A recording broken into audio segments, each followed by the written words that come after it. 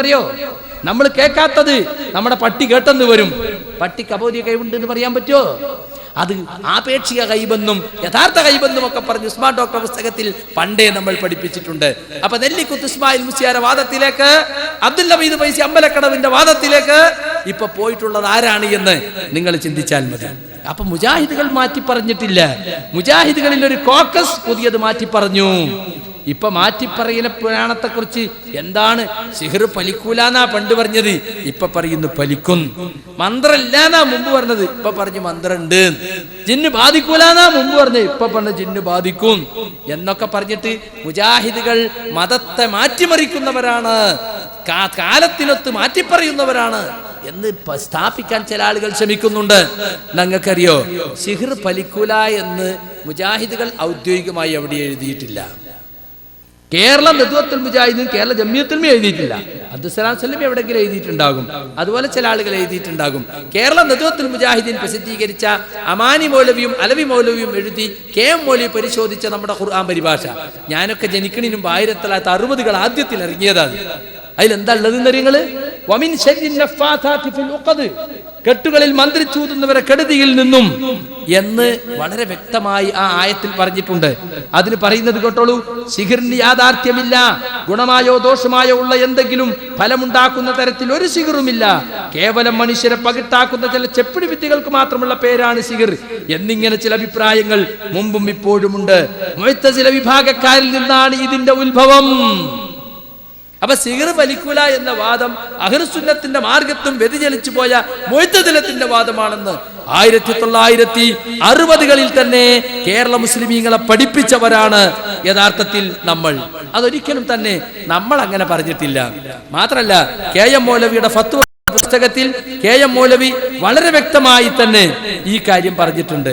അദ്ദേഹം പറഞ്ഞ എന്താന്ന് നിങ്ങള്, അള്ളാഹുവിന്റെ നാമങ്ങൾ, വിശേഷണങ്ങൾ, ഖുർആനിൽ വന്നിട്ടുള്ള ആയത്തുകൾ ഇങ്ങനെയുള്ളത് കൊണ്ടൊക്കെ ജിന്നുബാധയോ സിഹിർ ബാധയോ ഉണ്ടെന്ന് വിചാരിക്കപ്പെടുന്ന അവസരത്തിൽ ചികിത്സ നടത്തുന്നത് കൊണ്ട് വിരോധമില്ല. അപ്പൊ ജിന്നുബാധ ഉണ്ട്, സിഹിർ ബാധ ഉണ്ട്, അതിനൊരു ചികിത്സയുണ്ട്. അതെങ്ങനെയാണ്? ഖുർആനിൽ ആയത്തുകൾ, ഹദീസിൽ വന്ന ദിക്റുകൾ, അള്ളാഹുവിന്റെ നാമവിശേഷണങ്ങൾ. ഇത് KNMന്റെ ആദ്യത്തെ പ്രസിഡന്റ്, കേരള ജമിയത്തിന്റെ നേതാവ് KM മൗലവി റഹിമഹുല്ലാ വളരെ മുമ്പേ എഴുതി വെച്ചു. 2008 മടവൂർ വിഭാഗം അത് പുസ്തകമായി പുറത്തിറക്കി. ഇന്നും ഭൂമി മലയാളത്തിൽ അവർ പ്രചരിപ്പിച്ചുകൊണ്ടിരിക്കുകയാണ്. ഇതുപോലെ തന്നെ മന്ത്രത്തിന്റെ കാര്യം, വമിൻ ശർരി നഫ്ഫാഥാതി ഫിൽ ഉഖദ് എന്ന ആ കെട്ടുകളിൽ മന്ത്രിച്ചൂതുന്നവരെ കെടുതികളിൽ നിന്നും എന്ന ആയത്തിന്റെ തഫ്സീറിൽ മന്ത്രത്തിന്റെ 3 നിബന്ധനകൾ എടുത്തു പറഞ്ഞിട്ടുണ്ട്. ഒന്ന്, അള്ളാഹുവിന്റെ കലാമു കൊണ്ടായിരിക്കണം. അതുപോലെ അറബി ഭാഷയിലോ അല്ലെങ്കിൽ അർത്ഥമറിയുന്ന വാക്കുകൾ കൊണ്ടോ ആയിരിക്കണം. ഇങ്ങനെ റുഖ്യ ഒരിക്കലും, മന്ത്രം ഒരിക്കലും സ്വന്തം നിലയ്ക്ക് ഒരു സ്വാധീനം ചെലുത്തുകയില്ല, അള്ളാഹുവിന്റെ ഖള അനുസരിച്ചല്ലാതെ എന്ന് വിശ്വസിക്കണം. ഇങ്ങനെയുള്ള ഷർത്തുകൾ കൊണ്ട് ഈ 3 ഷർത്തുകൾ ഒത്താൽ മന്ത്രം അനുവദനീയമാണെന്നതിൽ പണ്ഡിതന്മാർ യോജിച്ചിരിക്കുന്നുവെന്ന ഇബ്നു ഹജർ അസ്ഖലാനി ഫത്ഹുൽ ബാരിയിൽ പറഞ്ഞ വാചകം എടുത്തുദ്ധരിച്ചുകൊണ്ട് മന്ത്രത്തെക്കുറിച്ച് സംസാരിച്ചിട്ടുണ്ട്. ഇസ്ലാമിക ജീവിതമെന്ന അമാനി മൗലവിയുടെ പുസ്തകത്തിൽ വളരെ വ്യക്തമായി മന്ത്രത്തെക്കുറിച്ച് സംസാരിച്ചിട്ടുണ്ട്. വേദന വരുമ്പോൾ വേദനയുള്ള സ്ഥലത്ത് വലത് കൈവച്ച് ബിസ്മില്ലാ എന്ന് 3 പ്രാവശ്യം പറയണം. അഊദു ബിഇസ്സത്തില്ലാഹി വഖുദ്റതിഹി മിൻ ശർരി മാ അജിദു ഹാദിർ എന്ന് 7 വട്ടം പറയണം. വേദനക്കുള്ള മന്ത്രമാണത്. ഉസ്മാൻ ബിൻ അബ്ദുല്ലാഹ് റളിയല്ലാഹു അൻഹുവിന് റസൂൽ സല്ലല്ലാഹു അലൈഹി വസല്ലം പഠിപ്പിച്ചു കൊടുത്ത മന്ത്രം.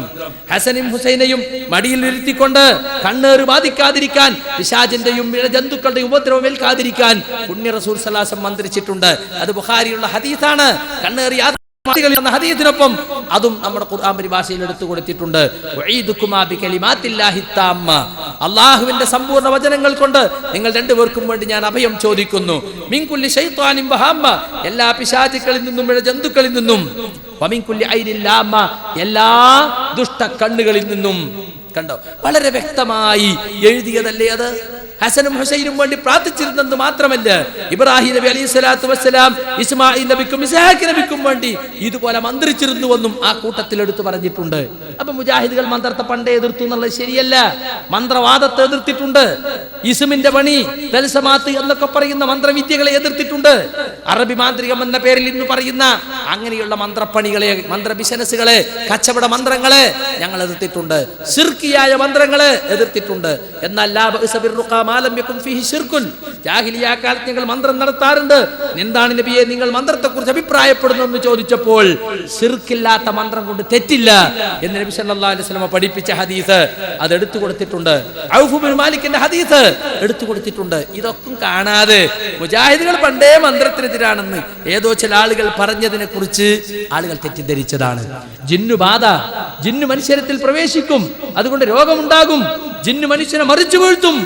അത് ഖുർആനിൽ ആയത്ത് ധരിച്ചുകൊണ്ട് കേരള ജമിയത്തുൽമയുടെ പേരിൽ ഈ കോക്കസുകാർ ഇറക്കിയ പുസ്തകത്തിൽ പോലുമുണ്ട്. അല്ലദീന യഅകുലൂന റിബാ ലാ യഖൂമുന ഇല്ലാ കമാ യഖൂമുൽ ലദീ യതഖബ്ബതുഹു ശൈത്താനു മിനൽ മസ്. പിശാച് ബാധയത്ത്, പിശാച് മറിച്ചു വീഴ്ത്തിയവൻ എഴുന്നേറ്റ് വരുന്നത് പോലെയാണ് പലിശക്കാരൻ നാളെ പരലോകത്ത് എഴുന്നേറ്റ് വരുന്നതെന്ന് ആയത്തുൽ മസ് ബാധയുടെ ആയത്തെന്നും ആയത്തു ശർഇ പിശാച് മറിച്ചു വീഴ്ത്തുമെന്ന് പഠിപ്പിക്കുന്ന ആയത്തും ഇതാണ് അഹ്ലുസ് സുന്നത്തിന്റെ ഒന്നാമത്തെ തെളിവ്. ഖുർത്തുബിയിൽ ഇല്ലേ അത്? ഇബ്നു കസീർ ഇല്ലേ അത്? അതല്ലേ കെ.ജെ. എടുത്തു കൊടുത്തത്? തൊബരിയിൽ ഇല്ലേ അത്?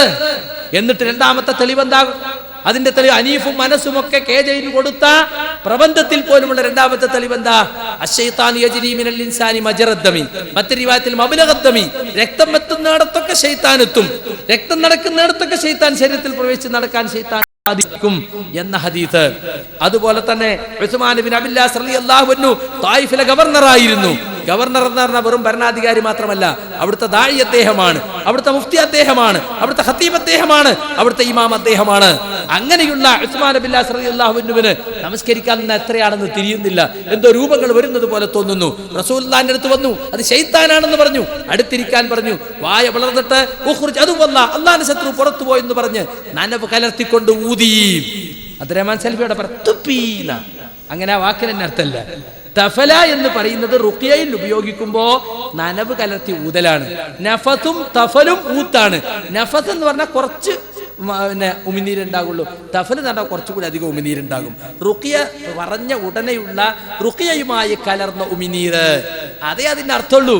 കണ്ടോ, വളരെ വ്യക്തമായിട്ട് ആ ഹദീസ് ഉദ്ധരിച്ചുകൊണ്ട് ശൈഖ് അൽബാനി പറഞ്ഞു, മനുഷ്യനെ പിശാച് ബാധിക്കാം, വലൗ കാന മുഅ്മിനൻ സാലിഹൻ, അയാൾ സാലിഹായ ഒരു മുഅ്മിനാണെങ്കിലും എന്ന് ഈ ഹദീസിൽ തെളിവുണ്ടെന്ന് വ്യക്തമായി പറഞ്ഞത് ഹദീസിൽ കാണാൻ സാധിക്കും. ഇതുപോലെ പല ഹദീസുകളിലും ജിന്നുബാധയുമായി ബന്ധപ്പെട്ട വിവരണങ്ങൾ വന്നിട്ടുണ്ട്. ഇതൊന്നും മുജാഹിദുകൾക്ക് തള്ളിക്കളയാൻ കഴിയില്ല. ആരെങ്കിലും മുമ്പ് അതിനെതിരെ പറഞ്ഞിട്ടുണ്ടെങ്കിൽ അവർ തിരുത്തുക എന്നുള്ളതല്ലാതെ. അതാ കെ.എം. മൗലവി പറഞ്ഞത്, പിശാച് ബാധയുണ്ടെന്നോ സിഹ്ർ ബാധയുണ്ടെന്നോ വിചാരിക്കപ്പെടുന്ന അവസരത്തിൽ ഖുർആനിൽ ആയത്തുകൾ കൊണ്ട് അല്ലാഹുവിന്റെ നാമവിശേഷണങ്ങൾ കൊണ്ട് ചികിത്സ നടത്തുന്നതിന് വിരോധമില്ല. ഇതൊക്കെ സുഹൃത്തുക്കളെ, ഇതൊക്കെ കൊണ്ടുവന്നതാരാ? കെ.എം. മൗലവി മുതൽക്ക് പഠിപ്പിച്ചു പോന്നതിനെ ഈ ഇടക്കാലത്ത് അബ്ദുസ്സലാം സുല്ലമി നശിപ്പിക്കാൻ ശ്രമിച്ചു, വഴിതെറ്റിക്കാൻ ശ്രമിച്ചു. അത് നമ്മൾ പിടികൂടി. അങ്ങനെ മടവൂർ വിഭാഗം അവർ ഇതിൽ പുറത്തു പോകേണ്ടി വന്നു.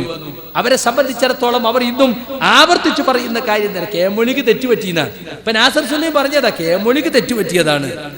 എന്താ സുഹൃത്തുക്കളെ, കെ.എം. മൗലവിക്ക് തെറ്റുപറ്റിയെന്ന് നിങ്ങൾ അങ്ങനെ പറഞ്ഞാൽ പോരാ. തെറ്റാർക്കും പറ്റും, പക്ഷെ തെറ്റാണെന്ന് തെളിയിക്കണം, പ്രമാണങ്ങൾ കൊണ്ട് തെളിയിക്കണം. മാത്രമല്ല, മാറ്റി പറഞ്ഞതും തൗബ ചെയ്തതും, അങ്ങനെ മുജാഹിദ് പ്രസ്ഥാനത്തിൽ നാണം കെട്ട തൗബ എന്ന ഒരു സംഗതി ഉണ്ടാക്കിയത് ഞങ്ങളല്ല. എടവണ്ണ ജാമിയയിൽ പോയിട്ട് ആദർശ വിശദീകരണ സമ്മേളനം എന്ന് പറഞ്ഞിട്ട് ആളുകൾ ഒരുമിച്ച് കൂട്ടിയിട്ട് അനസ് മുസ്ലിയാർ തൗബ ചെയ്യാണ്. എന്താ തൗബ? ഇത്ര കാലം പറഞ്ഞ തൗഹീദ് തെറ്റായിരുന്നു, അത്തൂബു ഇലല്ലാഹ് അസ്തഗ്ഫിറുല്ലാഹ് എന്ന് പറഞ്ഞിട്ട് തൗബ ചെയ്യാണ്. ഒരു നൂറ്റാണ്ട് പിന്നിട്ട് ഞങ്ങൾ തൗഹീദ് മനസ്സിലാക്കലിൽ തെറ്റുപറ്റിപ്പോയി, ക്ഷമിക്കണം. ആർക്ക്? സാധാരണക്കാർക്കല്ല. തൗഹീദിന് വേണ്ടി വാദപ്രതിവാദം നടത്തിയ, തൗഹീദിന് വേണ്ടി ഖണ്ഡന പ്രസംഗം നടത്തിയ പണ്ഡിതന്മാർക്കും പ്രബോധകന്മാർക്കും തൗഹീദ് തിരിഞ്ഞിട്ടില്ല. അതാണ് ഇവിടെ ഈ സത്യധാരക്കാരന് മുജാഹിദ് പ്രസ്ഥാനം ഏറ്റവും വലിയ അപകടാവസ്ഥയിൽ നിന്നാണ് ദീപിന്റെ അഭിമുഖത്തിനൊടുത്ത ഹെഡിങ്. എന്നിട്ട് അതിന്റെ അവസാന ഒരു ലേഖനുണ്ട്, മുജാഹിദ് പ്രസ്ഥാനം അപകടാവസ്ഥയിലായത് എന്തുകൊണ്ട്. അതിലവർ ചോദിക്കുകയാണ്, സാധാരണക്കാർക്ക് തൗഹീദ് മനസ്സിലായില്ല എന്ന് പറഞ്ഞാൽ കേൾക്കാൻ ചെയ്യലുണ്ട്, ഞങ്ങൾക്ക് അത് ഉൾക്കൊള്ളാനാവും. മുജാഹിദ് പ്രസ്ഥാനത്തിന് വേണ്ടി ഇത്ര കാലം തൗഹീദ് പ്രസ്ഥാനത്തിന് വേണ്ടി വാദപ്രതിവാദം നടത്തി ഖണ്ഡന പ്രസംഗം നടത്തിയവർക്ക് തൗഹീദ് തിരിഞ്ഞിട്ടില്ല, അത് എങ്ങനെ ഉൾക്കൊള്ളാനാവുന്ന ചോദിക്കുന്നത്. അപ്പൊ സുഹൃത്തുക്കളെ, 2012 വരെ മുജാഹിദ് പ്രസ്ഥാനം പറഞ്ഞ തൗഹീദിൽ ഞങ്ങൾ ഉറച്ചു നിൽക്കുന്നു. ഞങ്ങൾക്കതിലൊരു മാറ്റവുമില്ല. ഞങ്ങൾ തൗബ ചെയ്തിട്ടുമില്ല. ഞങ്ങളെ ശിർക്ക് ആരോപിച്ച മടവൂർ വിഭാഗം അവരെ വാദത്തിലേക്ക് പോയതാരാ? തൗബ ചെയ്ത് മാറ്റി പറഞ്ഞതാരാ? അനസ് മുസ്ലിയാരാണ്. ഇസ്ലാഹി പ്രസ്ഥാനത്തിന്റെ ചരിത്രത്തിലെ കുപ്രസിദ്ധമായ ആ തൗബ ഒന്ന് കേട്ടോളുകൾ. ഞാൻ പറയുന്നു, പറയുന്നു, ഞങ്ങൾ ജബ്ബാർ മൗലവിയുടെ വാദം ഞങ്ങൾ സ്വീകരിച്ചിട്ട് ജിന്നിനോട് തേടൽ ശിർക്കല്ല എന്ന് ഞങ്ങളുടെ ജീവിതത്തിന്റെ ഏതെങ്കിലും ഒരു ഘട്ടത്തിൽ ഞങ്ങൾ അറിഞ്ഞോ അറിയാതെയോ പ്രസംഗിച്ചിട്ടുണ്ടെങ്കിൽ, എഴുതിയിട്ടുണ്ടെങ്കിൽ, രഹസ്യമായോ പരസ്യമായോ വാദിച്ചിട്ടുണ്ടെങ്കിൽ അല്ലാഹുവിന്റെ മുന്നിൽ, റബ്ബിന്റെ മുന്നിൽ ഞങ്ങൾ തൗബ ചെയ്യുന്നു. അതൂബു ഇലല്ലാഹ് അസ്തഗ്ഫിറുല്ലാഹ്. അല്ലാഹു ഞങ്ങൾക്ക് നീ പുറത്തു തരണേ, ഞങ്ങൾക്ക് നീ പുറത്തു തരണേ. ഞങ്ങൾ തൗബ ചെയ്യുന്നു, പരസ്യമായും രഹസ്യമായും. വാസ്ലഹു, രണ്ടാമതല്ല ഞങ്ങളോട് പറഞ്ഞു നന്നാക്കാൻ. ഞങ്ങൾ നന്നാക്കുന്നു. ഞങ്ങളുടെ നിലപാട് ആ നന്നാക്കിയ നിലപാടെന്താ? ഞങ്ങൾക്ക് ജമിയത്തുലമ പഠിപ്പിച്ചു എന്ന നിലപാട്. അതെന്താ? ജീവിതത്തിന്റെ ഏതെങ്കിലും ഒരു സാഹചര്യത്തിൽ, ഭൗതികമായാലും അഭൗതികമായാലും, ആ ഭൗതികമായ വിഷയമാണെങ്കിലും അഭൗതികമായ വിഷയമാണെങ്കിലും ജിന്നോട് തേടുന്നത് ശിർക്കാണ് എന്ന ആ നിലപാട് ഞങ്ങൾ വ്യക്തമായി നന്നാക്കി വാസ്ലഹു പ്രഖ്യാപിക്കുകയാണ്. മൂന്നാമതായി ചെയ്യേണ്ടത് എന്താ? നിങ്ങൾ മറ്റുള്ളവർക്ക് വ്യക്തമാക്കി കൊടുക്കൂ, വ്യക്തമായി പറയൂ, നിങ്ങളുടെ ആദർശം വ്യക്തമായി പറയൂ. ഞങ്ങൾ പറയുന്നു, ആരുടെ മുന്നിലും ഞങ്ങൾ ഈ ആദർശം പറയാൻ ഒരുക്കമാണ്, ആരുടെ മുന്നിലും ഇത് പറയാൻ വ്യക്തമാക്കാൻ ഞങ്ങൾ ഒരുക്കമാണ്. വ്യക്തമാക്കുക. അക്കൂട്ടർക്ക് തൗബയുണ്ടെന്ന് അല്ല പറയുകയാണ്, അക്കൂട്ടർക്ക് തൗബയുണ്ട്. റഹീം, അല്ല പറയാണ്, ഞാൻ പശ്ചാത്താപം സ്വീകരിക്കുന്നവനാണ്, കരുണ ചെയ്യുന്നവനാണ്. ഞങ്ങൾ പ്രതികളായിക്കോളാം, ഞങ്ങൾക്ക് പ്രശ്നമില്ല. പക്ഷേ ഞങ്ങൾ കാരണം എന്റെ ഒരു വാക്കുകൊണ്ട്, ഹനീഫ് കായിക്കോടെ ഒരു വാക്കുകൊണ്ട്, അബ്ദുറഹ്മാൻ സലഫിയുടെ ഒരു വാക്കുകൊണ്ട് ഒരു മനുഷ്യൻ വഴികേടിലാകരുത് എന്ന് ഞങ്ങൾക്ക് ആഗ്രഹമുണ്ട്. ഞങ്ങൾ ഇങ്ങനെ പറഞ്ഞിട്ടുണ്ടെങ്കിൽ മാലോകത്ത് ജീവിക്കുന്ന മുഴുവൻ ആളുകളോടും ഞങ്ങൾ മാപ്പ് ചോദിക്കുന്നു. പക്ഷേ ഞങ്ങൾ ഒരു കാര്യം പറയാം, തുറന്നു പറയാം, മനസ്സറിഞ്ഞുകൊണ്ട് പറയാം, ആ വിശ്വാസം ഞങ്ങളുടെ മനസ്സിലില്ല, ഞങ്ങൾ വിശ്വസിച്ചിട്ടില്ല, ആ വിശ്വാസം ഞങ്ങൾ പോയിട്ടില്ല. ജീവിതത്തിന്റെ ഒരു ഘട്ടത്തിലും അല്ലാഹു ഞങ്ങളുടെ ഹൃദയം അറിയുന്നവനാണ്. ഞങ്ങൾ ചെയ്ത ഒരു തെറ്റുണ്ട്, ലോകത്തോട് പറയാവുന്ന ഒരു തെറ്റ്. എന്താണെന്ന് ചോദിച്ചാൽ, ഇന്നലെ എന്നോട് ഒരാൾ ചോദിച്ചപ്പോ എനിക്ക് പറയാനാവുമെന്ന് ഞാൻ പറഞ്ഞു. പക്ഷെ ഞാൻ പറയാ, നാറിയവനെ പേറിയോ എന്നൊരു സംശയം നിങ്ങളുടെ മനസ്സിൽ ഇപ്പോഴുണ്ട്. അതിപ്പോ ഉണ്ട്. അപ്പൊ സ്വാഭാവികമായിട്ടുണ്ടാവുന്ന പ്രയാസമൊക്കെ ഉണ്ടാവും. അത് ശരിയാ. മൂപ്പര് പറഞ്ഞു നാരിയോനെ പേറിയോന്ന് ഇപ്പൊ സംശയമല്ല, ഇപ്പൊ ഉറപ്പായി. പക്ഷെ നാരിയവൻ ആരാന്ന് മാത്രം നിങ്ങൾ തീരുമാനിച്ചാൽ മതി. അത് അബ്ദുറഹ്മാൻ സലഫിയാണോ? വളരെ ഫിറ്റാണ് നിങ്ങൾ പറഞ്ഞത്. പക്ഷെ നിങ്ങൾ ഉദ്ദേശിച്ചത് അബ്ദുൽ ജബ്ബാർ മൗലവിയാണോ? അത് ശരിയല്ല. നിങ്ങൾ അബ്ദുൽ ജബ്ബാറിനെ ഉദ്ദേശിച്ചാ പറയുന്നത്. അബ്ദുൽ ജബ്ബാർ മൗലവിയെ കൂട്ടിക്കൊണ്ട് നടന്ന് ഒരുപാട് സ്ഥലത്ത് വാദപ്രതിവാദത്തിന് കൂടെ ഇരുത്തി അവസാനം നാറി എന്ന് വിളിക്കുക.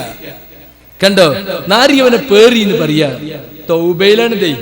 എന്നിട്ട് മൂപ്പര് ഞാൻ എന്താ അറിയോ, സക്കരിയ സലാഹി അബ്ദുസലാം സുല്ലമിയെ പറ്റി നാരിയവനെ പേറി എന്ന് പറഞ്ഞിട്ടുണ്ട്. ഞാൻ എപ്പോഴും പറഞ്ഞിട്ടുണ്ട്, മടവൂരികളെ നിങ്ങൾ ഇനി നാറും അയാളെ പേറിയാന്ന് എപ്പോഴും പറയുന്നത്. പക്ഷെ ഞാൻ തൗബ ചെയ്തപ്പോ പറഞ്ഞല്ല, അത് തൗബയാണ്.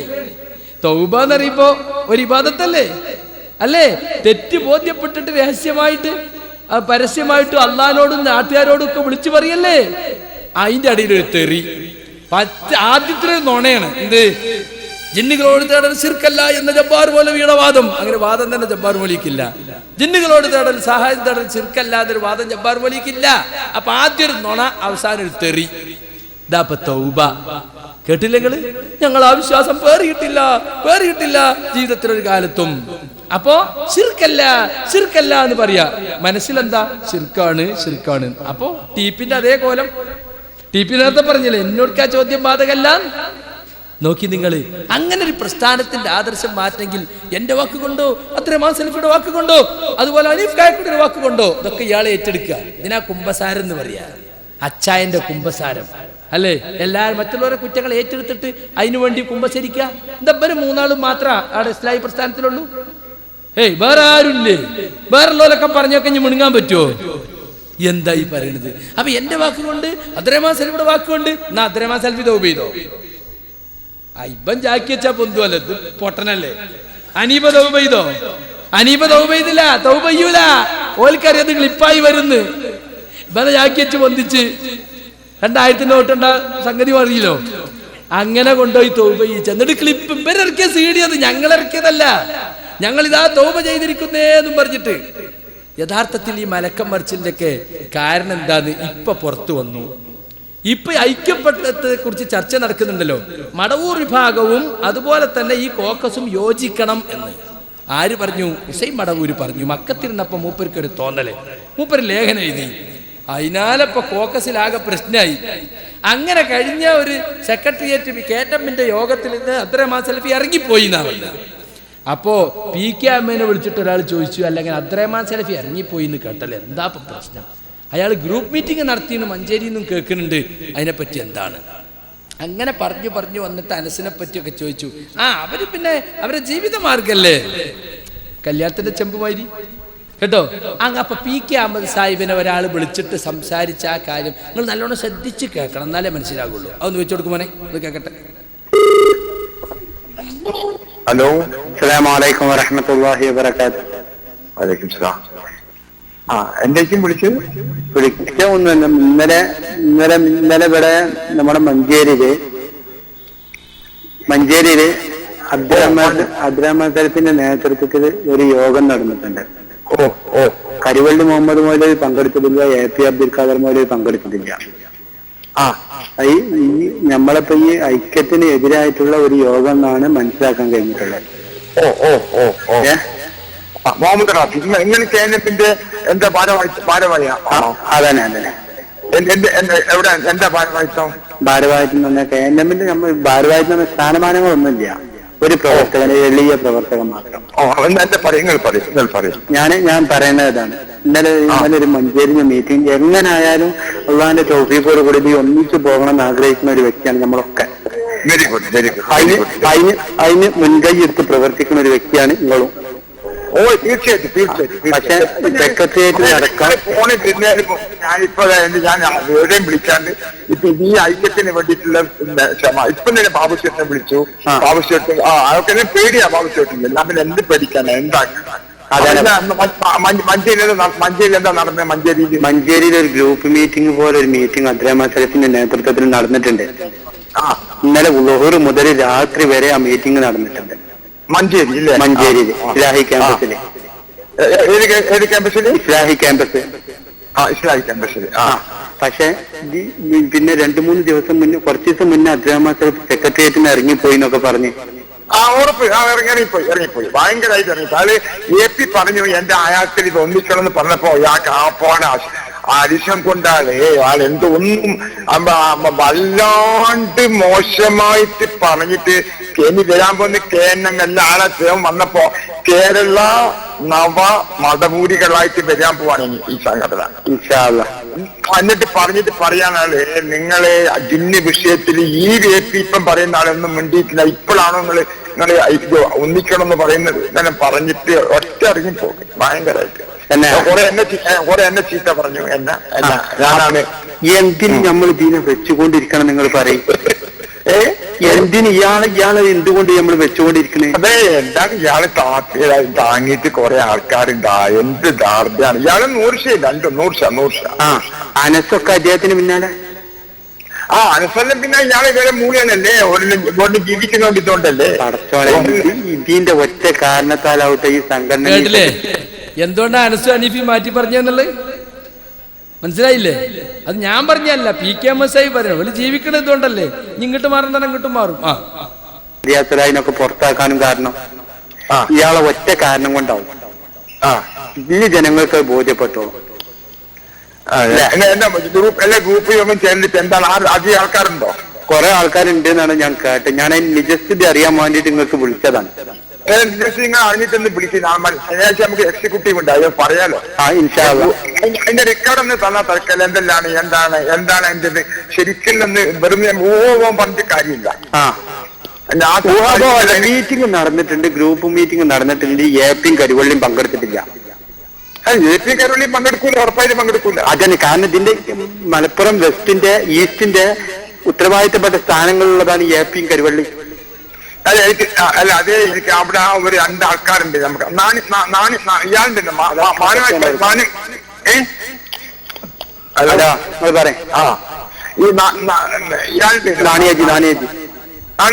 നാണിയേജ് പങ്കെടുക്കണമെന്നുള്ള വ്യക്തമായിട്ട് കാര്യം ഞാൻ പറഞ്ഞിട്ട് നിങ്ങൾക്ക് വിളിക്കാം. നാണിയേജ് പങ്കെടുത്തിട്ട് മറ്റേ അബ്ദുള്ള ഇയാളുണ്ട്, അബ്ദുള്ളാജി അബ്ദുള്ള ഹാജി. ഞാൻ ആരൊക്കെയാണെന്ന് അതിന്റെ വ്യക്തമായ വിവരം കിട്ടിയിട്ട് ഞങ്ങൾക്ക് വിളിക്കാം. ഗ്രൂപ്പ് യോഗം നടന്നിരിക്കുന്നത് 100% സത്യമാണ്. എങ്ങനെ ഗ്രൂപ്പ് യോഗത്തിൽ ഈ നാനയാജിയും അബ്ദുല്ലാജിയും ഉണ്ടോ ചോദിക്കുന്നത്? എന്നിട്ട് വിളിക്കും. പിന്നെ ഇയാള് എങ്ങനെ ആരും ഇതിന് എതിരാണല്ലേ? എതിരാ അബ്ദുറഹ്മാൻ സാഹിബ് എതിരാണ്. അബ്ദുറഹ്മാൻ സാഹിബ് എതിര് നിന്നാലും ഇത് ഒന്നിക്കുന്നു നിങ്ങൾക്ക് തോന്നുന്നുണ്ടോ? അബ്ദുറഹ്മാൻ സാഹിബ് എതിര് നിന്നാൽ ഈ യോജിപ്പ് മുടങ്ങും നിങ്ങൾക്ക് തോന്നുന്നുണ്ടോ?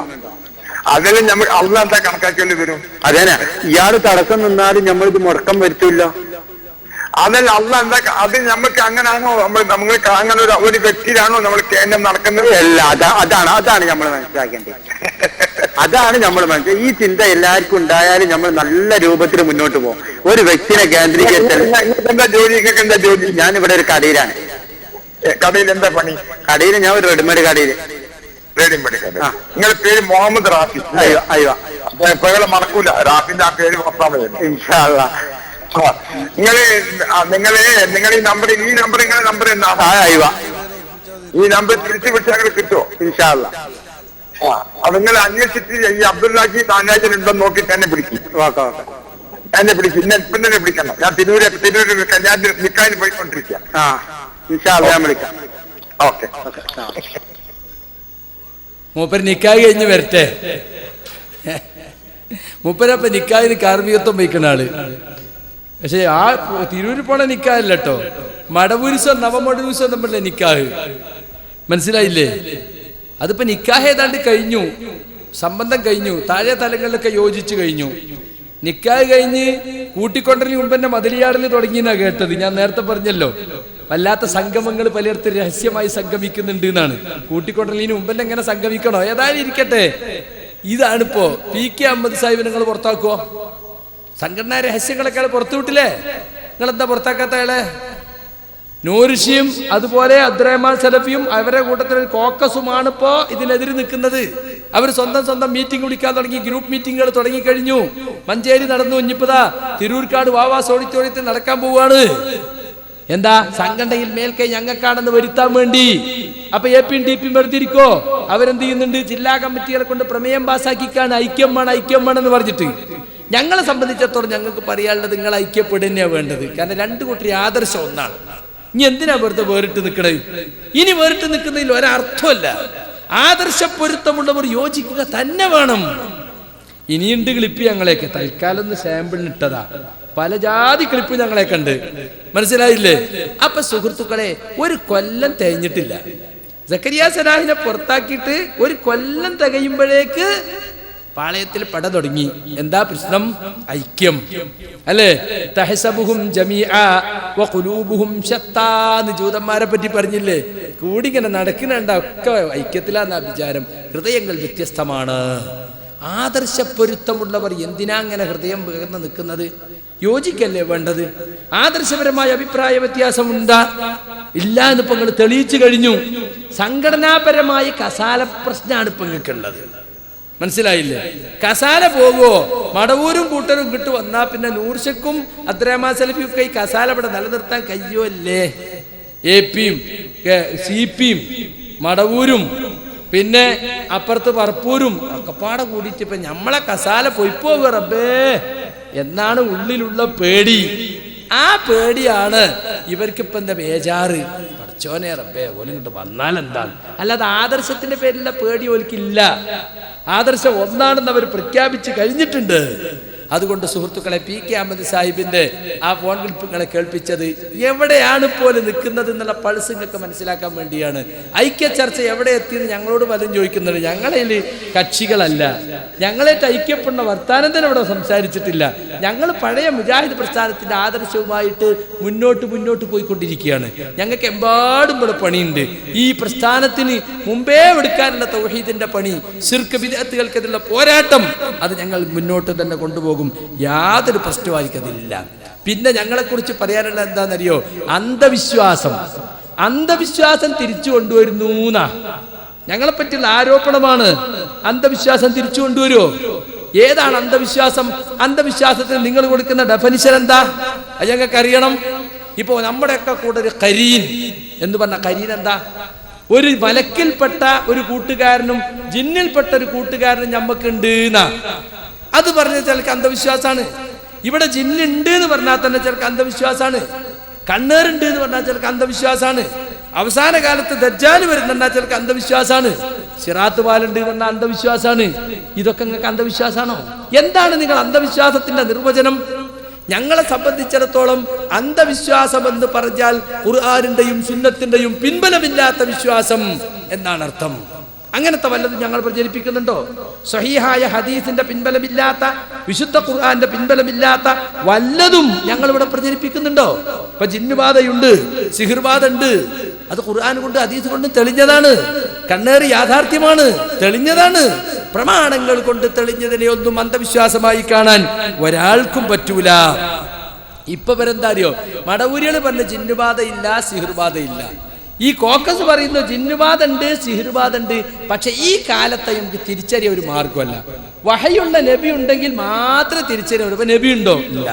അപ്പൊ ഇല്ലാത്തതിന് സമം തന്നെ, രണ്ടും ഫലത്തിലൊന്നും തന്നെ. ഇന്ന് നബി ഇല്ല, നബി 1400 കൊല്ലം മുമ്പ് ജിന്നുബാധ തിരിച്ചറിഞ്ഞിരുന്നു. ഇപ്പൊ നബി ഇല്ലാത്തതുകൊണ്ട് തിരിച്ചറിയാൻ പറ്റൂല. വാസ്തവത്തിൽ ഹുസൈൻ മടവൂരിന് അറിയാം ജിന്നുബാധ ഉണ്ട്, സിഹിർബാധ ഉണ്ട്, ഇനി ചികിത്സ ഉണ്ട്. 2001 അദ്ദേഹം എന്നോട് പറഞ്ഞു, സക്കരിയ ജിന്നുബാധ ഉണ്ട്, സിഹിർബാധ ഉണ്ട്, പക്ഷെ ഞാൻ ചികിത്സിക്കുന്നുണ്ടോ, നീ ചികിത്സിക്കുന്നുണ്ടോ? നമ്മൾ ചികിത്സിക്കാത്തിടത്തോളം കാലം നമ്മളതുണ്ട് എന്ന് പറഞ്ഞാൽ ആളുകൾ ഇനിയും എവിടേക്ക് പോകും? തങ്ങന്മാരും വല്യന്മാരും അടുത്തേക്ക് പോകുള്ളൂ. അതുകൊണ്ടത് ഇല്ല എന്ന് പറയല നമുക്ക് സൗകര്യം. അപ്പൊ മൂപ്പർക്കറിയാ നമ്മൾ വെല്ലുവിളിച്ചാണല്ലോ. ഹുസൈൻ മടവൂര് വരട്ടെ, മക്കയിൽ അദ്ദേഹത്തിന്റെ ഉസ്താദുമാരെടുത്ത് നമുക്ക് പോകുക, എന്നിട്ട് ജിന്നുബാധ ഉണ്ടോ, സീർബാധ ഉണ്ടോ എന്നൊക്കെ അവര് വിധി പറയട്ടെ. തെളിവിന്റെ അടിസ്ഥാനത്തിൽ മക്കയിലെ പണ്ഡിതന്മാർ പറയട്ടെ, നിങ്ങൾ പോരി എന്ന് ഞങ്ങൾ അദ്ദേഹത്തോട് ചോദിച്ചിട്ടുണ്ട്. അന്ന് അദ്ദേഹം തയ്യാറായിട്ടില്ല. അദ്ദേഹം പറയാണ് ചികിത്സയുണ്ട്, അതിന് ആ ചികിത്സ നടക്കുന്നുണ്ട്. പക്ഷെ നമ്മളിപ്പോ അത് പറഞ്ഞാൽ, നമ്മൾ ചികിത്സിക്കാത്തടത്തോളം കാലം അത് ഉണ്ട് എന്ന് പറഞ്ഞാൽ ആളുകൾ മൂല്യന്മാരും തങ്ങന്മാരത്തേക്ക് വീണ്ടും പോകുള്ളൂ. അതുകൊണ്ട് പറയാതിരിക്കലാ നല്ലത്. ഇങ്ങനെ സുഹൃത്തുക്കളെ, ജിന്നുബാധയും സുഹൃബാധയും വഹയുള്ള നബിക്ക് മാത്രമേ തിരിച്ചറിയാൻ പറ്റുള്ളൂ. ലക്ഷണങ്ങൾ നോക്കിയോ അടയാളങ്ങൾ കൊണ്ടോ ആർക്കും അത് പറയാൻ കഴിയില്ല എന്ന വാദത്തെക്കുറിച്ച് ഷെയ്ഖ് അബ്ദുറഹ്മാൻ അൽ ബറാഖിനോട്, സൗദിയിലെ പണ്ഡിതനോട് ഞങ്ങൾ ചോദിച്ചപ്പോൾ അദ്ദേഹം പറഞ്ഞത് ഖൗലുൻ മുഹ്ദസുൻ, ഇത് പുതുതായി ദീനിൽ കടത്തിക്കൂട്ടപ്പെട്ട അഭിപ്രായമാകുന്നു, പുതുതായി കൊണ്ടുവന്ന അഭിപ്രായമാണ്. അങ്ങനെ അഭിപ്രായം മുൻകാലത്ത് ഒരു ഇസ്ലാമിക പണ്ഡിതനും ഒരു സലഫി പണ്ഡിതനുമില്ല. അബ്ദുറഹ്മാൻ സലഫിയുടെ പുത്തൻ വാദമാണത് എന്നാണ് ഷെയ്ഖ് അബ്ദുറഹ്മാൻ അൽ ബറാഖ് പറഞ്ഞിട്ടുള്ളത്. അതുകൊണ്ട് സുഹൃത്തുക്കളെ, ഞങ്ങളെക്കുറിച്ച് മുമ്പ് മടവൂർ വിഭാഗം പറഞ്ഞതെന്തോ അത് തന്നെയാണ് ഈ കോക്കസും ഇപ്പോൾ പറഞ്ഞുകൊണ്ടിരിക്കുന്നത്. ഇപ്പൊ ഞങ്ങൾ അന്ധവിശ്വാസത്തിലേക്ക് പോകുന്ന തെളിവെന്താ? ഇവര് പറയുന്നു ജിന്നുബാധ ഉണ്ട്, ബാധിച്ചവർക്ക് ഓതിക്കൊടുക്ക, ഓതിയാൽ ഇളകും, ഹാളിറാകുന്നൊക്കെയാ പറയുന്നത്. എന്നാൽ അബ്ദുറഹ്മാൻ സലഫിയെ സ്റ്റേജിൽ ഇരുത്തിയിട്ട് എറണാകുളത്ത് വെച്ച് അനസ് പറയാണ് ഓതിക്കൊടുക്കാം. ജിന്നു ബാധിച്ചിരിക്കുന്നു എന്നൊരാൾക്ക് മനസ്സിലായാൽ അയാൾക്ക് ഓതിക്കൊടുക്കാം. ഓതുമ്പോ ഇളകും, ഇളകിയാൽ സംസാരിക്കും. പക്ഷെ അവരോട് കൂടുതൽ ഇന്റർവ്യൂ ഒന്നും നടത്താൻ പാടില്ല. കേട്ടോളെ അയാൾ പറയണത്. ഒരാൾക്ക് ജിന്നു ബാധിച്ചിരിക്കുന്നു, ആ ജിന്നു ബാധിച്ച ഒരാൾക്ക് ജിന്നു ബാധിച്ചിരിക്കുന്നു. അപ്പൊ ഇയാൾ നബിയാണ്, ഇടക്കാല നബി. കാരണം നബിക്കല്ലേ അറിയുള്ളൂ, നബി അല്ലാത്തവർക്ക് തിരിച്ചറിയില്ലല്ലോ. അപ്പൊ ഇയാൾ ഇടക്കാല നബിയാണ്. ഇരിക്കട്ടെ. ആളെ ഓതുകയാണ്, അല്ലെങ്കിൽ അയാൾക്ക് ഓതിക്കൊടുക്കുകയാണ്. വിശുദ്ധ ഖുർആന്റെ ആയത്തുകൾ ഓതിക്കൊടുക്കുകയാണ്, അല്ലെങ്കിൽ ഹദീസ് കൊണ്ട് ഓതിക്കൊടുക്കുക, അല്ലെങ്കിൽ ഹദീസിൽ വന്ന വാരിദായിട്ടുള്ള വാചകങ്ങൾ കൊണ്ട് പറഞ്ഞ് അദ്ദേഹത്തെ മന്ത്രിക്കുകയാണ്. തെറ്റല്ല. എന്നാൽ ജിന്ന് ബാധിച്ചിരിക്കുന്നു എന്നൊരാൾ മനസ്സിലായാൽ അയാൾക്ക് ഖുർആനിൽ ആയത്തുകൾ കൊണ്ട് ഹദീസ് ദിക്റുകൾ കൊണ്ട് മന്ത്രിച്ചു കൊടുക്കുക, തെറ്റല്ല. ഞങ്ങൾ പറഞ്ഞ അന്ധവിശ്വാസം അല്ലേ, നിങ്ങൾ പറഞ്ഞ യഥാർത്ഥ വിശ്വാസം. ഒന്നുകൂടി കേൾപ്പിക്കാം, ആദ്യം മുതൽ കേൾപ്പിക്കാം. ജിന്നു ബാധിച്ചിരിക്കുന്നു, ആ ജിന്നു ബാധിച്ച ആളെ ഓതുകയാണ്, അല്ലെങ്കിൽ അയാൾക്ക് ഓതിക്കൊടുക്കുകയാണ്. വിശുദ്ധ ഖുർആന്റെ ആയത്തുകൾ ഓതിക്കൊടുക്കുകയാണ്, അല്ലെങ്കിൽ ഹദീസ് കൊണ്ട് ഓതിക്കൊടുക്കുക, അല്ലെങ്കിൽ ഹദീസിൽ വന്ന വാരിദായിട്ടുള്ള വാചകങ്ങൾ കൊണ്ട് പറഞ്ഞ് അദ്ദേഹത്തെ മന്ത്രിക്കുകയാണ്. തെറ്റല്ല. എന്നാൽ അതിനപ്പുറത്ത് ഇയാളിൽ ജിന്ന് ഹാജരാകുമ്പോൾ ഈ മന്ത്രിക്കുന്നയാൾ അയാളോട് സംസാരിക്കാൻ തുടങ്ങും. ജിന്ന് ഹാജരാകുമ്പോഴേ ഓതിക്കൊടുക്കുമ്പോ ജിന്ന് ഹാജരാകും. അന്ധവിശ്വാസം. അങ്ങനെ ഹാജരാകുമ്പോ ഓതിക്കൊടുക്കുന്ന ആള് ഹാജറായ ജിന്നിനോട് സംസാരിക്കാണ്. അഭൗതികനായ ജിന്നിനോട് ഭൗതികനായ മനുഷ്യൻ സംസാരിക്കേ. എന്താ ഈ പറയണത്? അത് സാധ്യമാണെന്നാ പറയുന്നത്. കേട്ടോളി. എവിടുന്നാ വന്നത്? ആരാണ് നിങ്ങൾ? അത് ഗോപാലനാണ്. എവിടെയാ താമസം? അത് കട്ടുപ്പാറ കലിങ്ങിനടിയിലാണ്. എന്താ സംഭവിച്ചത്? അത് ഞാൻ പണ്ട് വണ്ടി ആക്സിഡന്റിൽ പെട്ട് മരിച്ച ആളാണ്. അപ്പൊ വസുമതി എന്ന് പറഞ്ഞിട്ട് കെട്ടിത്തൂങ്ങിയ വേറെ ഒരുത്തി ഉണ്ടായിരുന്നല്ലോ, അവളിപ്പോ എവിടെയാണ്? അപ്പൊ ഈ മന്ത്രിക്കണാക്ക് വേറൊരു ജിന്നിനെ ഇളക്കിയപ്പോ അവിടുന്ന് കിട്ടിയതാണ് ഈ വസുമതി. അപ്പൊ ഇറക്കി വിട്ടിട്ടുണ്ട്. വസുമതി ഇപ്പോൾ എവിടെയാണ്? വസുമതി കട്ടുപ്പാറ കലിങ്ങിന്റെ അങ്ങേയറ്റത്ത് ഇപ്പോൾ താമസിക്കുന്നുണ്ട്. ഇപ്പോൾ അവൾ ഏതെങ്കിലും ശരീരത്തിലുണ്ടോ, അല്ലെങ്കിൽ ആരുടെയെങ്കിലും ശരീരത്തിൽ വസുമതി ഉണ്ടോ? അവൻ പറയല്ല, വസുമതി ഇപ്പോ ആരുടെ ശരീരത്തിൽ ഉണ്ട് എന്ന് പറയാൻ കഴിയില്ല. അവളിപ്പോ അലഞ്ഞടക്കണ അനാഥ പ്രേതാണ്, ഒരു കൂടാരം കിട്ടിയിട്ടില്ല. ഇത് ഞാൻ ഉദാഹരണം, ഇത് സംസാരിക്കുകയാണ്. ആരോടാണ്? ഈ ജിന്നിനോട്, അല്ലെങ്കിൽ ഒരാൾ ശരീരത്തിലുണ്ട് എന്ന് പറയുന്ന ജിന്നിനോട് ഇയാൾ സംസാരിക്കുകയാണ്. ഇത് ഒരിക്കലും റുഖിയല്ല, ഇസ്ലാമികമല്ല, ഇത് വഴികേടാണ്. ഇത് റുഖിയായി നമുക്കിടയിൽ പരിചയപ്പെടുത്തപ്പെട്ടിട്ടുണ്ട്. ശരി, അത് റുഖിയല്ല. വിശദമായി ഇന്റർവ്യൂ നടത്തി അത് റുഖിയാവൂല. ശരി, സംസാരിക്കാൻ പറ്റുമല്ലോ. ജിന്ന് ബാധിച്ചിരിക്കുന്നു എന്ന് തിരിച്ചറിയാൻ സാധിക്കും.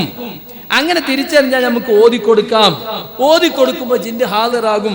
ജിന്ന് ഈ രോഗിയുടെ നാവിലൂടെ സംസാരിക്കും. അപ്പൊ റുഖിയ നടത്തുന്ന ആൾ അയാളോട് എവിടുന്നാ വന്നത്, എന്താ അഡ്രസ്, ഫോൺ നമ്പർ എന്തൊന്നും പറയാൻ പാടില്ല.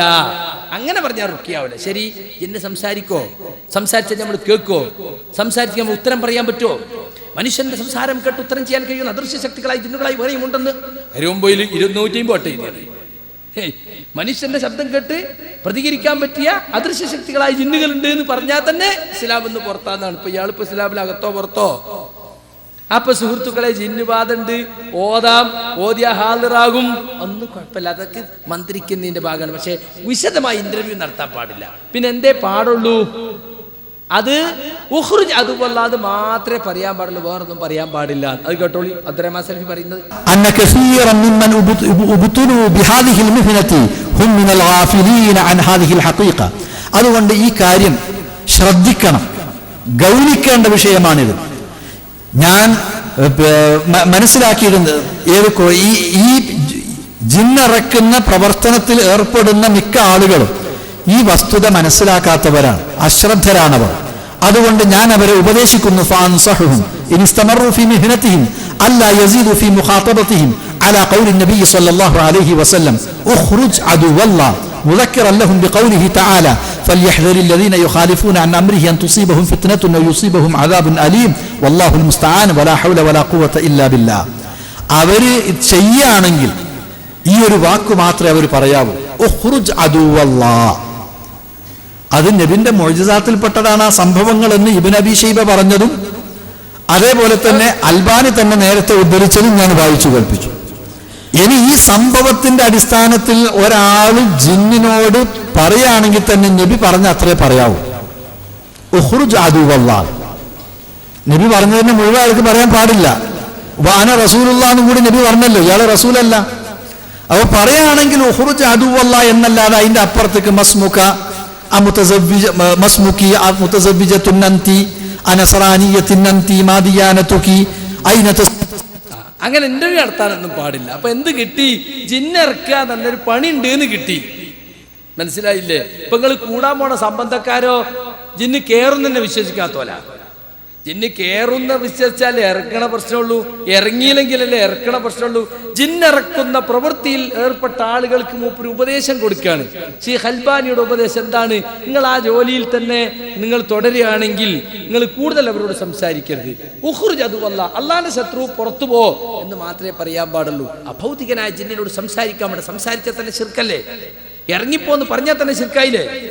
അള്ളാന്റെ ശത്രു പുറത്തു പോ എന്ന് മാത്രമേ പറയാവൂ. അപ്പൊ ജിന്ന് ഇറക്കലുണ്ട്, ഇറക്കിയ ജിന്നിനോട് സംസാരിച്ചാ ജിന്ന് കേൾക്കും, ജിന്ന് ഇങ്ങോട്ട് സംസാരിച്ചാൽ നമ്മളും കേൾക്കും എന്നൊക്കെ സമ്മതിച്ചില്ലേ? ഇത്രയൊക്കെ ആയില്ലേ? ഇതൊന്നും അന്ധവിശ്വാസല്ലേ?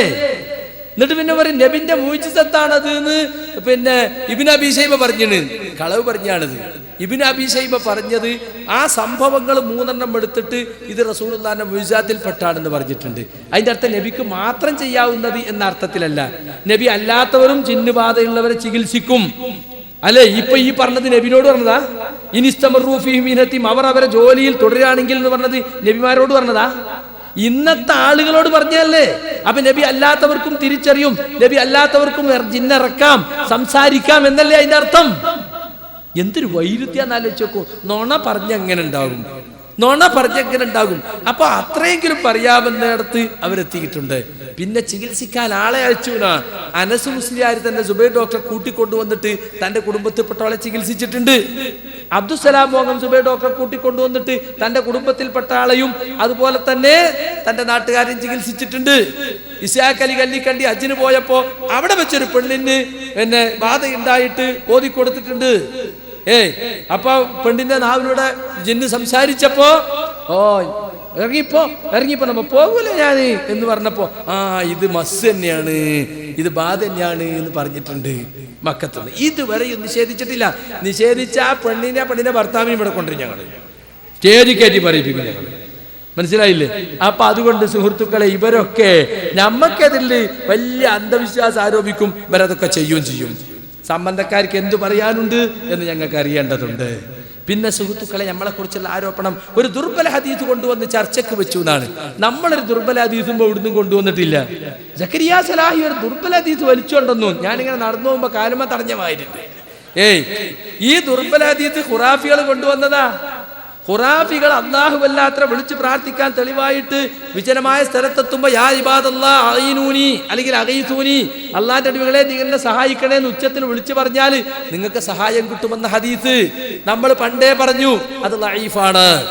ഇനി സഹീഹാണെങ്കിൽ തന്നെ നമ്മൾ തമ്മിൽ തർക്കത്തിലുള്ള ഇസ്തിഗാസ അതിലില്ല. 1971 സൽസബീലിൽ വന്നു. സെൽസബീലിലേക്ക് വരാൻ കാരണം പയ്യോളിയുള്ള ഒരു മുസ്ലിയാർ വൈദീശേഖയെ രക്ഷിക്കണേ എന്നതിന് തെളിവായിട്ട് ഇത് കൊടുത്തപ്പോൾ അത് സെൽസബീലിലേക്ക് അയച്ചു കൊടുത്തു. അന്ന് പാലത്ത് അബ്ദുറഹ്മാൻ മദനി മദീനത്തുലൂമിൽ പഠിക്കണ കാല ഉമർ മോനി പറഞ്ഞു ഇതിനൊന്ന് മറുപടി ചെയ്ത്. അന്നത്തെ അറബി കോളേജിലെ കുട്ടികൾക്ക് ആയിബാദുള്ളി അറബി കോളേജിലെ പാലത്തിനെ പോലെ അത്രയൊന്നും വലിയ പഠിപ്പില്ലാത്ത ഒരു ശരാശരി അറബി കോളേജ് വിദ്യാർത്ഥിക്ക് വരെ യായിബാദുള്ള അറിയുന്ന കാലാണത്. എന്നിട്ട് അത് എഴുതി കൊടുത്തു മറുപടി. എന്നിട്ട് ഉമർ മോനി എഴുതിയത് സൽസബീലിന്റെയും അഭിപ്രായമാണ്. അതിലെന്താ എഴുതിയത്? വാദവിഷയവും ഇതും തമ്മിൽ ബന്ധമില്ല. അവിടെ ഗതിമുട്ടിയ മുഅ്മിനെ സഹായിക്കാൻ ജിന്നും മലക്കും വന്നെത്തുമെന്നാണ് ഹദീസിലെ ഉപദേശം എന്ന് പറഞ്ഞു. 1980-കളിൽ ശബാബിലേക്ക് ചോദ്യം വന്നു. അപ്പൊ ചെറിയ മുണ്ടം പറഞ്ഞെന്താ? വിജനപ്രദേശത്തുണ്ടായേക്കാനുള്ള ജിന്നുകളും മലക്കുകളും അവർക്ക് കഴിവ് നൽകപ്പെട്ട വിഷയത്തിൽ ആരെങ്കിലും സഹായം ചോദിച്ചാൽ അതും പ്രാർത്ഥനയാണെന്ന് പറയാവതല്ല. കണ്ടോ? അത് പ്രാർത്ഥനയാന്ന് പറയാൻ പറ്റൂല. വിജനപ്രദേശത്തുണ്ടായേക്കാനിടയുള്ള, അതാണ് ഹാളിർ, ഹയ്യ്, അവർക്ക് കഴിവ് നൽകപ്പെട്ട വിഷയം, അതാണ് ഖാദിർ. അത് ചോദിച്ചാ അത് ദുആ എന്ന് പറയില്ല. അത് മുജാഹിദുകൾ പണ്ടേ പഠിപ്പിച്ചൊരു കാര്യമാണ്. 2004 അലവി സഖാഫിയും സുലൈമാൻ സഖാഫിയും AP മുഹമ്മദ് മുസ്ലിയാർ നേതൃത്വത്തിൽ മണ്ണാർക്കാട് വന്നു. അന്ന് ഞാൻ ചോദിച്ചപ്പോ ഞാനാ മറുപടി പറഞ്ഞത്. യാ ഇബാദത്ത് ഉദ്ധരിച്ചപ്പോ അത് ലഈഫാണ്. ഇനി സഹീഹാണെങ്കിൽ തന്നെ അവിടെ എന്താ ഉദ്ദേശമുള്ളൂ? ആ ശബ്ദം കേൾക്കുന്നിടത്തുള്ള മുസ്ലിം ജിന്നുകളോ മലക്കുകളോ കേട്ടിട്ട് ഇനി ഏതെങ്കിലും മനുഷ്യനാ സ്ഥലത്ത് ഓടി വന്ന അവരുണ്ടെങ്കിൽ അവരും ആയിക്കോട്ടെ എന്ന് അന്നു തന്നെ പറഞ്ഞിട്ടുണ്ട്. മലക്കും ജിന്നും. അനീഫ് അവിടെ ഇരിക്കണില്ലേ? മജീദ് സലായി അവിടെ ഇരിക്കണില്ലേ? അംസബാക്കൈ വേക്കുന്ന കിതാബ് എടുത്തേരാ ഇരിക്കണില്ലേ? എന്തേ ഓർക്കാർക്കും തിരിഞ്ഞില്ലേ? ഈ മണ്ണാർക്കാട് സബ്ബാദത്തിന്റെ പേരിൽ എന്നെ പ്രശംസിച്ച AP പോലെയുള്ള, അതുപോലെ അലി ദർദാഖ് മൗലവിയെ പോലുള്ള ആരും തന്നെ ഒരിക്കലും സക്കരിയ പറഞ്ഞ മറുപടി തെറ്റാണെന്ന് പറഞ്ഞിട്ടില്ലല്ലോ. അത് ലോക സലഫി പണ്ഡിതന്മാരെ മറുപടിയാണ്, സക്കരിയ സലാഹി പോക്കറ്റ് നിർത്ത മറുപടിയല്ല. അപ്പൊ ആ ഹദീസ് പണ്ടേ ചർച്ച ചെയ്തിട്ടുണ്ട്. ആ ഹദീസ് നമ്മൾ ഒന്നിനും തെളിവാക്കിയിട്ടില്ല. പക്ഷെ ഹദീസ് ചർച്ച ചെയ്തയിടത്ത് മുജാഹിദ് പണ്ഡിതന്മാർ മാത്രല്ല, ലോകത്തുടനീളമുള്ള സലഫി പണ്ഡിതന്മാർ ഒരു കാര്യം പറഞ്ഞിട്ടുണ്ട്: ആ വിളിയിൽ പ്രാർത്ഥനയില്ല. ആ വിളി കാരണം ആ ഹദീസിൽ പറഞ്ഞിട്ടുണ്ട്, ഫഇന്ന ലില്ലാഹി ഫിൽ അർളി ഹാലിറൻ, ആ പ്രദേശത്ത് അല്ലാഹുവിന് വേണ്ടി ഹാലിറായ ചിലരുണ്ട്. ഇബാദൻ ലാ നറാഹും, നമ്മൾ കാണാത്ത അടിമകൾ. ഹാലിറായാലും നമ്മൾ കാണാത്ത അടിമകൾ ആരാ? മനുഷ്യൻ ഹാലിറായ കാണൂലേ? കാണും. ജിന്നോ മലക്കോ ഹാലിറായാൽ നമുക്ക് കാണാൻ സാധ്യമല്ല. അപ്പൊ അതുകൊണ്ട് വളരെ വ്യക്തമായി അന്നു തന്നെ പറഞ്ഞിട്ടുള്ള ഒരു സംഗതിയാണിത്. ഉമർ മൗലവി എഴുതി, സഹായിക്കാൻ ആരെയും കാണാതെ അത്യധികം വിഷമത്തിലകപ്പെടുന്ന സമയത്ത് യാ ഇബാദല്ലാഹ് എന്ന് വിളിച്ചാൽ അള്ളാഹുവിന്റെ മലക്കുകളും ജിന്നുകളും ആ ഗതിമുട്ടിയ മുഅ്മിനെ സഹായിക്കാൻ വന്നെത്തുമെന്ന് പ്രതീക്ഷിക്കാം. ഇതാണ് ഹദീസിലെ ഉപദേശം. ഈ ഹദീസിനെ അടിസ്ഥാനമാക്കി ആരെങ്കിലും വൈദീശിയെ രക്ഷിക്കണേ, എന്നെ രക്ഷിക്കണേ എന്ന് വിളിച്ചു തേടിയാൽ അവനെ സഹായിക്കാൻ ആരും എത്തുകയില്ലെന്ന് മാത്രമല്ല, അവൻ അതുമൂലം കാഫിറായി പോകും. അപ്പൊ ജിന്നിന്റെയും മലക്കിന്റെയും കാര്യം സക്കരിയ സലാഹി ഇപ്പൊ പറഞ്ഞല്ല, ആ ഹദീസിന്റെ ലഫ്ള് അനുസരിച്ച് പണ്ഡിതന്മാർ പറഞ്ഞതാ. ആ ഹദീസ് വിവരിച്ചിടത്തൊക്കെ പറഞ്ഞിട്ടൊരു തത്വമാണ് ഞാൻ പറഞ്ഞത്. എന്ത്? ശബ്ദം കേൾക്കുന്ന പരിധിയിൽ അവിടെ ഉണ്ടായേക്കാനിടയുള്ള അവിടെ ഹാജരുള്ള ജിന്നോ മലക്കാണ് ഉദ്ദേശം. നമ്മൾ കാണാത്ത അടിമകളിലാണ്. മുസ്ലിയാക്കന്മാർ പറയും ഞങ്ങൾക്ക് ഇമാം നവവിയുടെ പാരമ്പര്യമുണ്ട്, ഇമാം അഹമ്മദിന്റെ പാരമ്പര്യമുണ്ട്. അപ്പൊ നമ്മൾ പറഞ്ഞു നിങ്ങൾ ഈ വിളിച്ച വിളി മൊയ്തീൻ ശൈഖ് എന്നുള്ള വിളിക്ക് സമാനമായ വിളി, മൊയ്തീൻ ശൈഖിന് ബദരീകളെ എന്ന വിളിക്ക് സമാനമായ വിളി ഇമാം നവവിയും വിളിച്ചിട്ടില്ല, ഇമാം അഹമ്മദും വിളിച്ചിട്ടില്ല. അവരൊക്കെ ഈ അർത്ഥത്തിലുള്ള ശബ്ദം കേൾക്കുന്ന പരിധിയുള്ള മലക്കോ ജിന്നോ ഈ ഹദീസിന്റെ അടിസ്ഥാനത്തിൽ അമൽ ചെയ്തിട്ടേ ഉള്ളൂ എന്ന് വ്യക്തമായി പറയും. ഇപ്പൊ ഇവരെന്താ പറഞ്ഞറിയോ? ഇമാം അഹമ്മദ് ശിർക്ക് ചെയ്താലും ഞങ്ങൾ പറയും, ഇമാം നബി ശിർക്ക് ചെയ്താലും ഞങ്ങൾ പറയും. അപ്പൊ ഇമാം നബി അഹമ്മദൊക്കെ ശിർക്ക് ചെയ്തു എന്നാണ് ഇപ്പൊ ഇവർ പറയുന്നത്. ആ വിളിയിൽ ദുആ ഉണ്ടെന്നാണ് പറയുന്നത്. ഉണ്ടെങ്കിൽ അത് ആർക്കാ ഗുണം? ഇവിടുത്തെ ഖുബൂരികൾക്കാ ഗുണം. ഖുബൂരികൾ അൽഹംദുലില്ലാ എന്ന് പറഞ്ഞില്ല മൂവാറ്റുപുഴ സംവാദത്തിൽ വെച്ച് യാ ഇബാദല്ലാഹ് എന്ന വിളി ശിർക്കാണെന്ന് സമ്മതിച്ചു കൊടുത്തപ്പോ അൽഹംദുലില്ലാ എന്ന് പറഞ്ഞു. അഹ്സനി. എന്താ കാരണം? അതിൽ ദുആ ഉണ്ടെങ്കിൽ അത് അവർക്കാണ് തെളിവ്. അതുകൊണ്ട് സുഹൃത്തുക്കളെ, നമ്മളൊരു ദുർബല ഹദീസ് ചർച്ചയ്ക്ക് വെച്ചതല്ല, മുമ്പേ ചർച്ചയിലുള്ള ഹദീസ്. ഈ വിഷയം തർക്കം വന്നപ്പോ അതിൽ ലോക പണ്ഡിതന്മാർ വ്യക്തമാക്കിയ നിലപാടിതാണ്. ആ ഹദീസ് ഒന്നിനും തെളിവാക്കിയിട്ടില്ല. ദുർബല ഹദീസ് തെളിവാക്കുന്ന പ്രശ്നവുമില്ല. ഒരു ദുർബല ഹദീസും ഒന്നിനും തെളിവാക്കാൻ പാടില്ല എന്നതാണ്. ഇനി സുഹൃത്തുക്കളെ, ഞാൻ അവസാനിപ്പിക്കുകയാണ്. ഇപ്പോ മടവൂർ വിഭാഗം പറയുന്ന പല ആരോപണങ്ങൾ ഖുർആനിനേക്കാൾ നമ്മൾ ഹദീസിന് പ്രാധാന്യം കൽപ്പിക്കുന്നു എന്നാണ്. തെളിവില്ലാത്ത ആരോപണമാണ്. മടവൂർ വിഭാഗത്തിന്റെ ഹദീസ് നിഷേധം തുറന്നു കാട്ടിയപ്പോൾ, മടവൂരികൾ സലഫികളല്ലെന്ന് ഞങ്ങൾ തെളിയിച്ചപ്പോൾ അതിന് പറഞ്ഞതാണ് ഖുർആനിനേക്കാൾ ഹദീസിന് പ്രാധാന്യം കൽപ്പിക്കുന്നു. ഏത് ഹദീസിനാണ്, ഏത് ആയത്തിനേക്കാളേറെ ഞങ്ങൾ പ്രാധാന്യം കൽപ്പിച്ചത്? നിങ്ങൾക്ക് വസ്തുതാപരമായി തെളിയിക്കാൻ പറ്റുമോ? പറ്റില്ല സുഹൃത്തുക്കൾ. ആളുകളെ പിടിച്ചിരുത്താൻ പറയാ.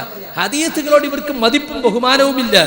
അപ്പൊ ഹദീസിനെ താഴ്ത്താൻ വേണ്ടിയിട്ട് ഖുർആനെ പൊന്തിച്ചു പറയാണ്, അല്ലാതെ ഖുർആനോട് സ്നേഹമുള്ളത് കൊണ്ടല്ല. ഖുർആനാണ് ഹദീസ് സ്വീകരിക്കാൻ നമ്മോട് പറഞ്ഞിട്ടുള്ളത്. പിന്നെ സുന്നത്തിന് ഫർളിനേക്കാൾ പ്രാധാന്യം കൊടുക്കുന്നു. ഉദാഹരണം, താടി സുന്നത്തല്ല, സലഫികൾ പറയുന്നത് വുജൂബാണെന്നാണ്. വുജൂബ് ഇഹ്ഫാഇൽ ലിഹ്യ എന്ന് ഷെയ്ഖ് ബിൻ ബാസിന്റെ നേതൃത്വത്തിലുള്ള ദാറുൽ ഇഫ്ത പുറത്തിറക്കിയ പുസ്തകത്തിൽ തന്നെ കാണാം. അതുകൊണ്ടാണ് കെ എം മൗലവി അവിടെ ചെന്നിട്ട് പറഞ്ഞു, നിങ്ങൾ ഇവിടെ താടി വുജൂബാണെന്ന് വിശ്വസിക്കുന്ന പണ്ഡിതന്മാരല്ല ഈ നാട്ടില്. ഇവിടെ സലൂണുകൾ തുറന്നിട്ടുണ്ടെന്നും അവിടെ താടി പിടിച്ചു കൊടുക്കുന്നുണ്ടെന്നും അറിയാൻ സാധിച്ചു. ഈ നാട്ടിലെ പണ്ഡിതന്മാരൊക്കെ താടി വടിക്കൽ ഹറാമാണെന്ന് വിശ്വസിക്കുന്നവരാണല്ലോ.